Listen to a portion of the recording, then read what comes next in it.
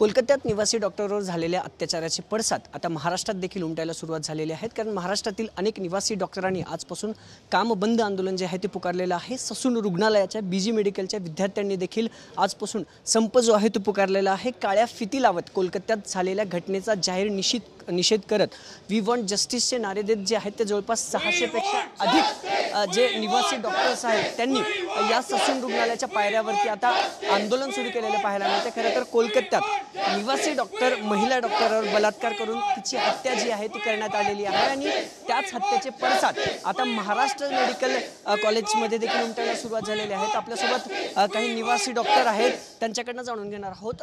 आंदोलन करता यात 400 ते 500 पेक्षा अधिक निवासी डॉक्टर, काय तुमच्या मागण्या आहेत कोलकात्यात झालेल्या घटनेची? कोलकात्यात झालेल्या घटनेमध्ये प्रथम मागणी आमची अशी आहे की ह्या पूर्ण कृत्याची सीबीआय चौकशी व्हावी। ओएसिस फर्टिलिटीच्या तज्ञांनी IVF उपचार पद्धतीद्वारे 1 लाखांहून अधिक जोडप्यांना मातृत्व प्राप्तीचा आनंद दिला आहे। मोफत अपॉइंटमेंट बुक करण्यासाठी आजच संपर्क साधा व ओपन अँड ट्रान्सपरंट इन्व्हेस्टिगेशन ह्याचं पुढे चालावं आणि योग्य तो न्याय त्यांना मिळवून द्यावा। दुसरी मागणी आमची अशी आहे की बऱ्याचशा मेडिकल कॉलेजेसमध्ये इन्फ्रास्ट्रक्चरमध्ये झालं, सिक्युरिटीमध्ये झालं, फॅसिलिटीजमध्ये झालं, बऱ्याचशा त्रुटी आहेत। तर ह्याच त्रुटींमुळे असे कृत्य होतात। तर हे भविष्यामध्ये कसे नाहीत होणार किंवा भविष्यामध्ये आपल्याला हे टाळण्यासाठी काय करता यावं व त्या त्रुटी कशा भरून काढता येतील लवकरात लवकर, ह्याच्यावरती सरकारने लवकरात लवकर योग्य ती पावलं उचलावी आणि सर्वच रेसिडेंट डॉक्टर्सला न्याय मिळवून द्यावा। पुण्यातले किती निवासी डॉक्टर आहेत जे आजपासून संपावर असणार आहेत? साधारणपणे 500।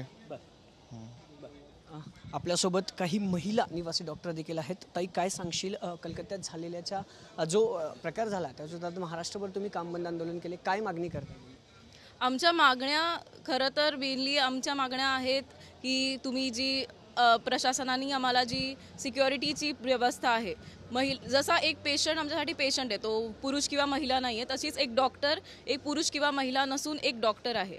आम्ही 48 ते 50 तास कंटिन्युअस काम करतो, न झोपता पेशंटची सेवा करतो। त्यासाठी आमची मेन मागणी अशी आहे की आम्हाला सिक्युरिटी चांगली झाली पाहिजे। खरं तर राज्यभरातील डॉक्टरांना जी आहे ती सिक्युरिटी प्रोव्हाइड करा। कलकत्त्यात जी घटना घडली त्याचे पडसाद आता महाराष्ट्रावर उमटायला सुरुवात झालेली आहे आणि आजपासून या सगळ्या निवासी डॉक्टरांनी जो आहे तो काम बंद आंदोलनाचा इशारा दिला आणि पुण्यातील ससून रुग्णालयातील जे वैद्यकीय महाविद्यालय आहेत तिथील देखील जवळपास 600 डॉक्टर आजपासून संपावर असणार आहेत। कॅमेरा पर्सन तुषार नानावरेसह अभिजित पोते, TV9 मराठी, पुणे।